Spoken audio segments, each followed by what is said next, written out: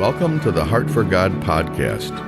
With many years of experience pastoring and helping to start churches, Dr. Jim Townsley has some practical and biblical advice that can be a great help to you and your ministry.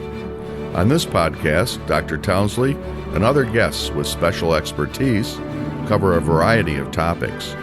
His goal is to help you lead your church to be a healthy, strong, and balanced ministry, and for your family to be happy, healthy, and living for the Lord. Welcome. Thanks for joining the podcast today. Seems like we're in between meetings and soon I'll be headed down to the Sword of the Lord conference.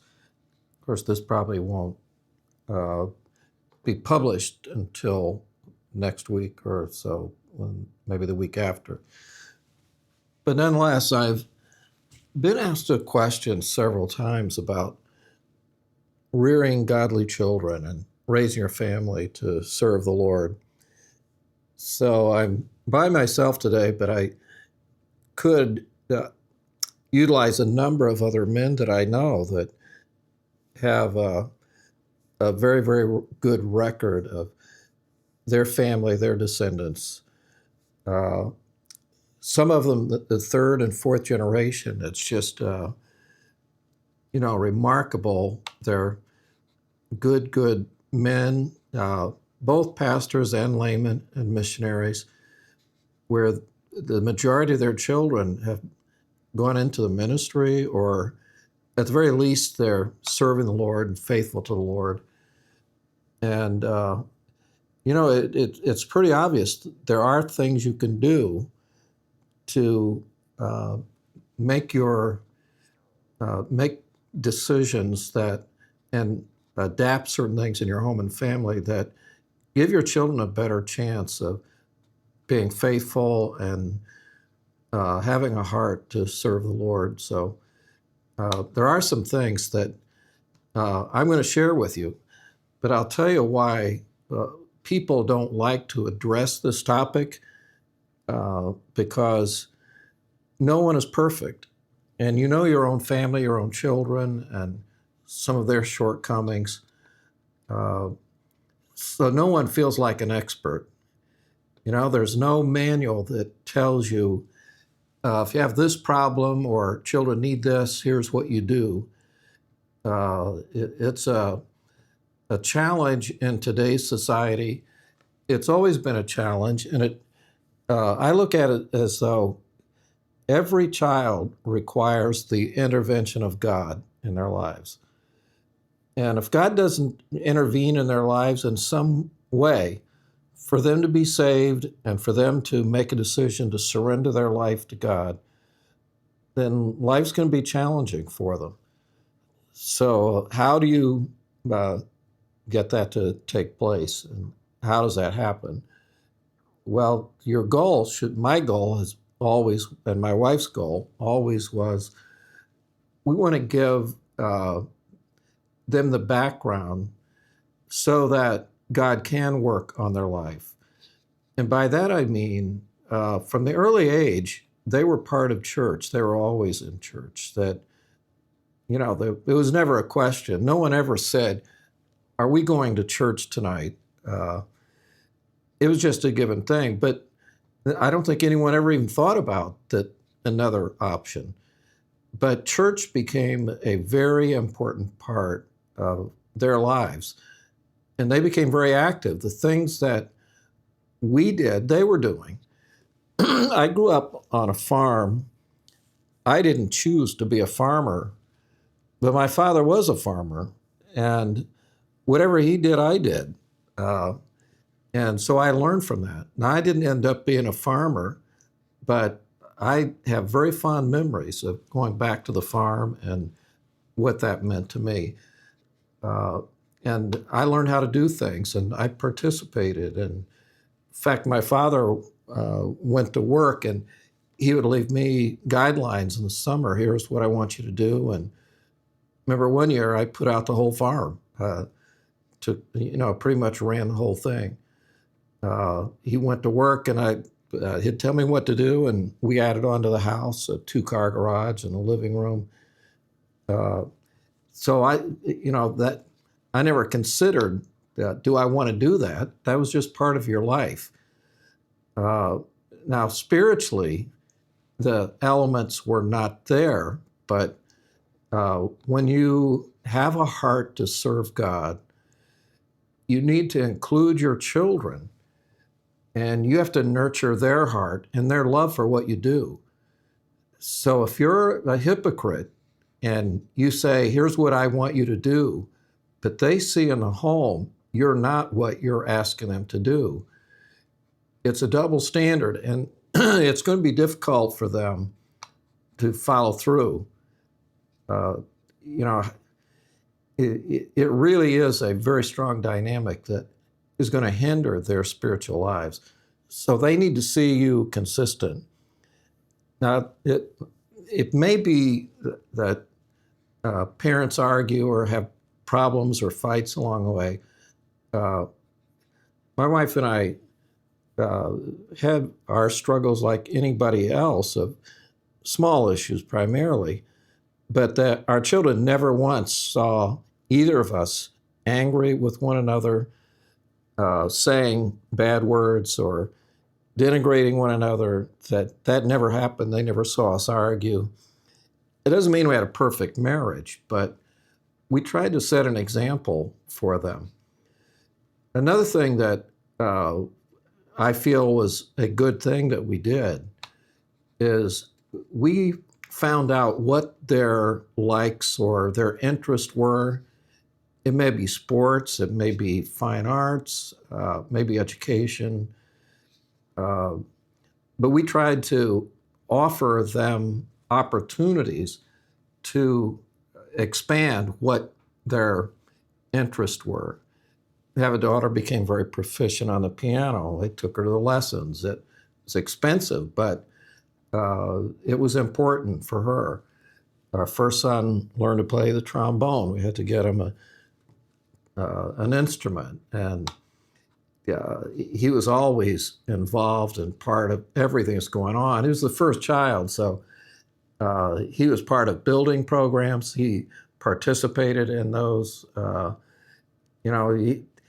He was a church planter just like I was a church planter, because he was in a family. That's what we did. But they participated. They didn't sit at home and play games, and we went together and we did things together. We have a couple of children that are very involved in sports, and we participated in that. We helped them with that. I don't know if I ever missed a game for any of our kids that participated. They knew that we were interested in what they were doing, and we tried to help them. We tried to help them with their education and their interpersonal relationships with people, and guided who they should be involved with and who they shouldn't be involved with. But I have a book on the home which I wrote, and there's I think a very important chapter called Responsible Independence. Now, a parent that protects their child until they're out of the home, 18 or 20 years old, then they are never allowed to fail or make mistakes, and they're never given real responsibilities. Then they get on their own. They're not ready. They'll be irresponsible. So they can be independent, but they've not been prepared for that. And so there needs to be, in my opinion, opportunities for them to fail or make mistakes, to give them some rope. And when they're young, the mistakes will not have the same consequence of someone that's 20 years old trying to go out and face the world, and they're not prepared for that. And to help them along the way to develop convictions of their own so that they come to the same conclusion that this is right, this is wrong. I shouldn't do this, I should do that. So there's a gradual process that as your children grow up, you give them more and more responsibility. You give them, it's not that they're not accountable, but you give them the opportunity to do things on their own. There's a certain amount of independence. And if that's not a gradual preparation, then they're probably going to struggle as young adults. So teaching them at a very early age, probably younger than often we think, they're capable of doing things. So we can help them clean their room. Now, they may not be able to clean their room like it needs to be cleaned, but they ought to participate. Maybe you're working outside. Maybe you could ride the lawnmower with you if you have a riding lawnmower. Part of it they could do maybe trimming or using a shovel, swinging a hammer if they're fixing something. There are things that they can do. And among their friends, you really have to guard who they are with and who they spend time with. Even in a Christian school and even within your own family, they can be homeschooled. And there are issues that you have to be aware of. You have to guard those relationships and how they get along with one another. And you can love your children, but don't defend their sin. Don't hide it. Don't try to make anyone think, well, they're perfect and they make no mistakes. There are times somebody came to me and they said, "Do you know what your child did?" And I said, "No, but I won't be surprised at anything you tell me." They're capable of anything. And preparing them for marriage, preparing them for their finances, preparing them to learn how to work. They all ought to know how to work, the sweat of their brow. The girls ought to learn how to cook and manage the home, take care of things in the home. So all of those are important skills, but spiritually speaking, their relationship to the church is absolutely crucial. And if they sense that somehow you, as a parent, let's say you're not a pastor, you're just a layman in the church, and somehow they sense that you have reservations about fully following the leadership of a church, and that somehow you have your own ideas about things, that can be very disastrous. They need to know that you are 100% behind your ministry. That doesn't mean that everything that's done you would do the same way it's being done, but they see that you are just 100% behind your local church and the leadership in your church. Something I'll never forget. When I first came to Connecticut, I stayed in a family's home that he was a layman. He was very, very supportive of his church, but I was new in the Lord, and I was a new preacher. We hadn't started the church yet, but the first time I went to his home, we walked in the living room, and often people will say, "Here are pictures of my family." What he did is he said, the first thing he pointed out, he said, "Here is a picture of my pastor and his wife." And that struck me as very odd.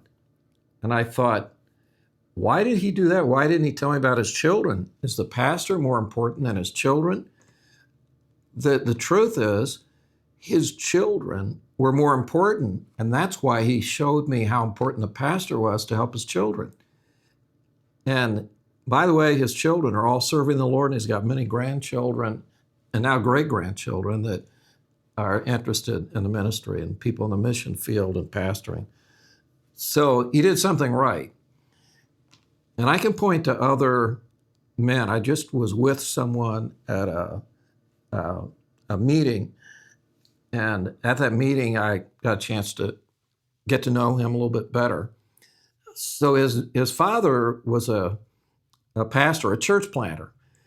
It was not big churches, not a mega church. He's not famous, but he was very faithful and did a great job starting churches.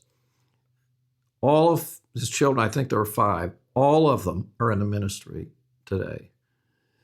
And now he has grandchildren, and they are also, many of them, considering the ministry, that's how much impact he had. He was a first generation Christian, but now they're going down to a fourth generation.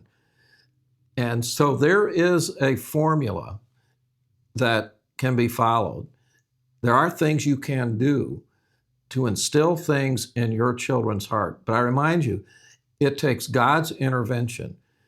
It's not just a routine. It's not any one thing. Pray for your children every day.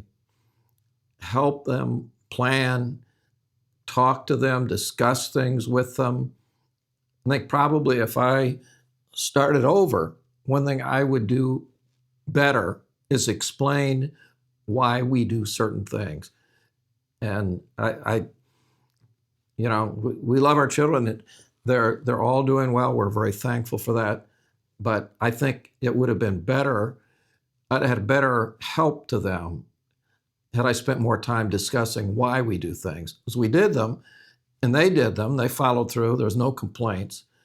But I think it would have helped if I'd spent more time explaining the philosophy, why we do certain things. And so I see that there are people all over the country and missionaries on the field that they have implemented certain things, and they're not all the same, but they have a love for their family. It's a priority. And I think that's where it starts. It must be a priority. It's not just an extra thing, or it's just part of your life. It is your life. It's crucial. And also I should add that I can tell you many, many families that have done a great job preparing, training their children, and there may be one along the way that's had some problems, had some struggles. And I know people like that. One man is teaching a Bible college. He'd been an evangelist, he'd been a pastor. He had 3 precious girls. Well, one of them had started a relationship with someone that wasn't good. He moved 1,000 miles away to put a stop to it. I mean, it was that important to him that he was going to fix it one way or another.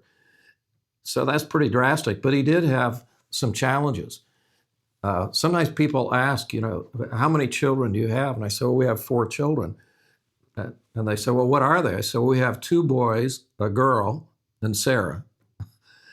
But they're all different. They're all unique. And you can't treat them all the same. You can be fair to everybody, but some of them need more motivation. Some of them need more temperance. Sometimes they need guidance and information. So trying to figure out how they think, what their talents and gifts are, and motivate them and prepare them.